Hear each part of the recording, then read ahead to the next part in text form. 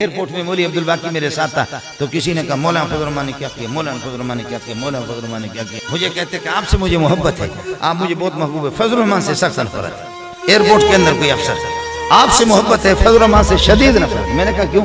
کہتے وہ اسلام کر کے اسلام آباد میں پہنچتا ہے، بس اسلام کر کے اسلام آباد میں پہنچتا ہے. باقی میں نے کہا کہ مولانا فضل الرحمان کے ووٹ کتنے؟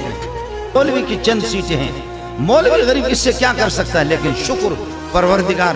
تو میں نے کہا کہ کم از کم اتنا تو ہے کہ مولانا فضل الرحمان اس کفرستان میں، اس نکار خانے کے اندر، اس نکار خانے میں جو سب کہتے ہیں کہ شراب نوشی کی عام اجازت ہونی چاہیے، ڈکیتی اور قتل کی عام اجازت ہونی چاہیے، بدماشی کی عام اجازت ہونی چاہیے، اور میرا جسم میری مرضی، یہ قانون پاس ہونا چاہیے. صحابہ کو گالی دو، قرآن کو گالی دو، نبی کو گالی دو، نبی کی گستاخی کرو، خدا کی گستاخی کرو.